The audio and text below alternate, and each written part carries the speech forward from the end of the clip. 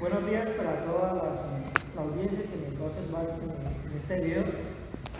Hoy estamos con el capitán Dagoberto Ñustes, director, jefe administrativo operativo del Cuerpo de Bomberos Voluntarios de Acacias. El capitán hoy nos va a hablar acerca del desarrollo que ha tenido el Cuerpo de Bomberos de Acacias. Capitán, buenos días. Muy buenos días. Tenemos el tema que es el desarrollo del Cuerpo de Bomberos de Acacias. ¿Cómo fue el inicio del Cuerpo de Bomberos de Acacias?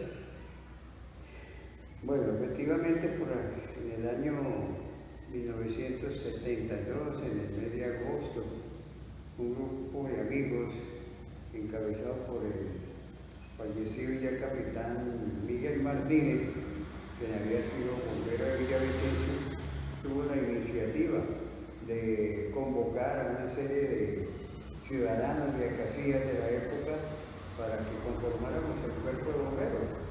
Y efectivamente, pues en esa primera reunión se asistieron cerca de 68, 70 personas con ese deseo de crear una institución que prestara servicio en Acacias, una población naciente, una población de alto fervor, de alto entusiasmo, y que se quería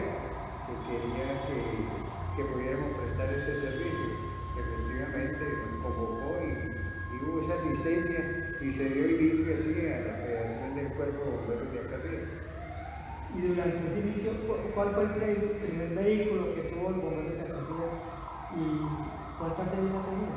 Bueno, sí, nosotros iniciamos esa tarea que fue muy difícil porque no se tenía nada. Empezando hay que comentar que la sede de nosotros inicialmente fue el parque municipal, en el centro del parque. Posteriormente la policía nos albergó en su comando, pero por razones de seguridad pues nos pidieron que teníamos que retirar de ahí, entonces ya era difícil, entonces no se contaba con en dónde reunirnos.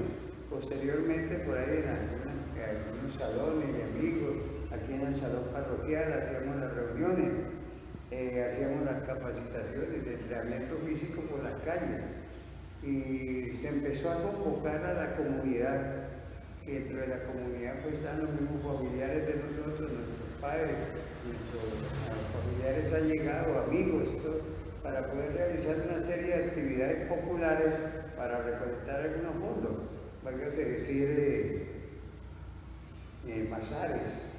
Hacían algunos tipos de bazares, se hacían unas reuniones y se iban adquiriendo unos dineros.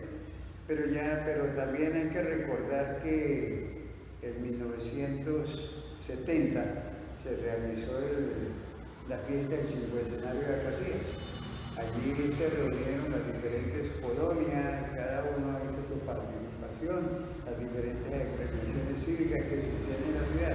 Y entre eso la colonia paisa hizo una serie de actividades, fue muy vistosa la presencia de la colonia paisa, hizo una serie de actividades y a ellos les quedaron unos recursos, si no recuerdo mal, $1.000 de pesos de la época, y ellos esos dineros los depositaron en el Banco Popular con el propósito de que cuando se fundara el Cuerpo de Bomberos ya tuviera esos recursos. Y efectivamente, como nosotros nos fundamos en el 70 y en 1972, y la fiesta del cincuentenario fue en el 70, 2 años posteriores, pues ya teníamos unos recursos que nos había dejado la colonia paisa. Con eso se inició esa serie de actividades y buscar la manera de dónde reunirnos. Entonces se alquiló un local ubicado en la carrera 17 con calle 12, hay un local donde pudimos montar la sede, ya pues con los dineros que teníamos, con algunos otros aportes que fueron consiguiendo de las actividades, se fueron comprando la dotación, los escritorios, televisores, se fue formando la guardia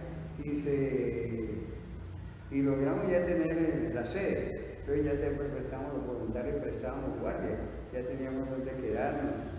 Y ahí empezó esa tarea. Pues lógico, empezar por sede, empezar por adquirir elementos para poder la práctica.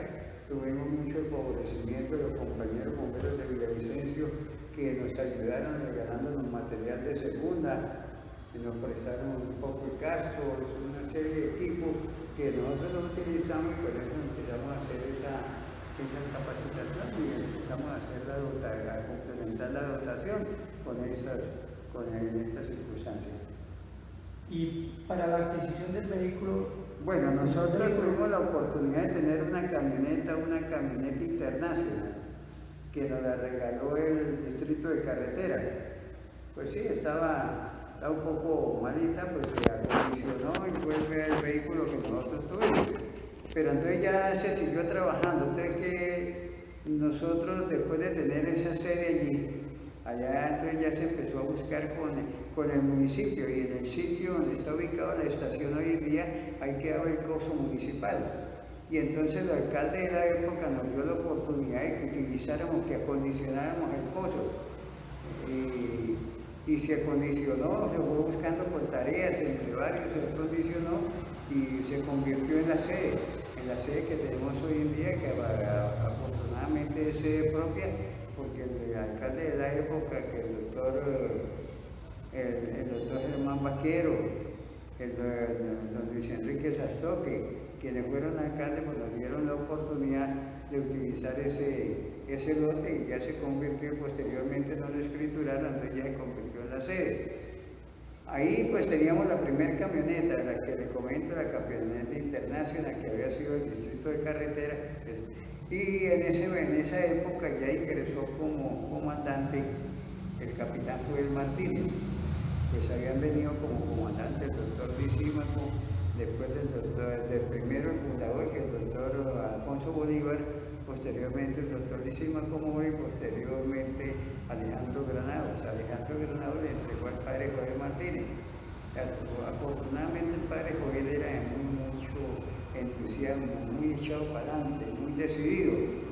Y en alguna oportunidad, con la inquietud que siempre he tenido, pues buscando a nivel nacional, internacional, en donde suministraban, en donde vendían o dotaban a los cuerpos de bomberos de equipos de máquinas, tuvimos la oportunidad de una firma que llamaba América La Fran de escribirle un mensaje, el famoso Marconi de la época, ¿sí? Pidiéndole sobre las referencias de las máquinas.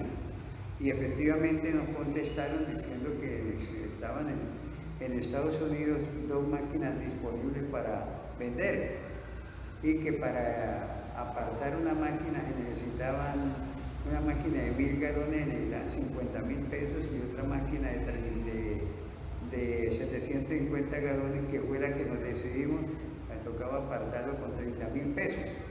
Y de todas maneras, pues al llegar ese mensaje, pues lo vimos, yo lo pregunté al comandante, el padre Joel, y él de una vez decidió, dijo, pues vamos a apartar esta cual. Pues a mí me pareció que una máquina de 750 galones en la época era muy caro para Casilla. Pero entonces él dijo, vamos a apartar, que se dijo el padre, pero ¿cómo? ¿De dónde vamos a sacar la plata? Y él dijo, yo la presto. 30.000 pesos era harta plata. Y él dijo, yo la presto y vamos a ver cómo sale. Y efectivamente se hizo la apartada de la máquina y se empezó el viacrucis, porque no fue fácil. Nosotros habíamos hecho un poco de adquisición, un poco de ideas, se habían cristalizado una serie de ideas para poder ir teniendo algo. Entre esas, en alguna oportunidad nos ofrecieron la venta de una finca que queda aquí en el malecón, porque la iban a rematar. Entonces algún amigo nos dijo, que ustedes tienen unos centavos, unos pesos, ¿por qué no rematan esa finca? Y efectivamente se remató la finca y fue una adquisición del cuerpo bombero. Pero ¿qué se pensaba? Que con esa plata, con lo que nos podía tener esa finca, con lo que llegara a producir, era para adquirir vehículos de bomberos. Posteriormente, cuando se vendió la finca, adquirimos un chasis para una máquina, un chasis Chevrolet, y teníamos eso. Entonces ya cuando se vino, teníamos el chasis y algunos centavos ahorrados de las actividades que diariamente se realizaban. Pero entonces ya cuando se vino lo de la adquisición de la máquina, entonces ya se pensó en vender el chasis. Y me acuerdo que una de las empresas de Palma, don Vicente Rivero, nos compró el chasis en la misma plata que nos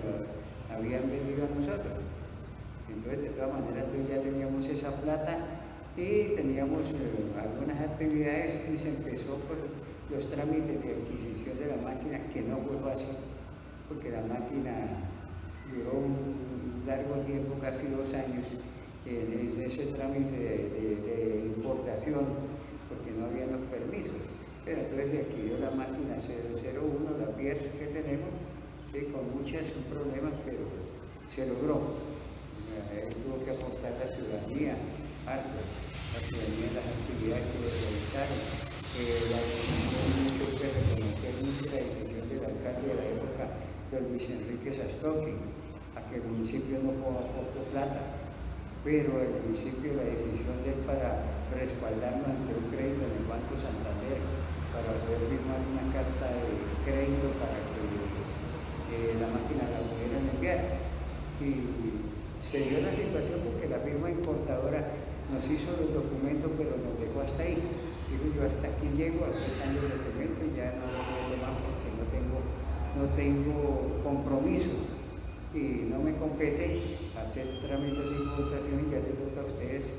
Y efectivamente nosotros nos tocó aprender esa tarea y la máquina, pues cuando nosotros nos la entregaron en Maracaibo, Venezuela, fuimos con el padre Joven, la traímos y con los problemas que había de nacionalización, la máquina tocó entregarla a la zona franca de Cúcuta y allí la máquina duró retenida cerca de 1 año hasta que pudimos lograr convencer al gobierno nacional de la época para que nos diera autorización y dieron la autorización de la nacionalización y se pudo traer la máquina.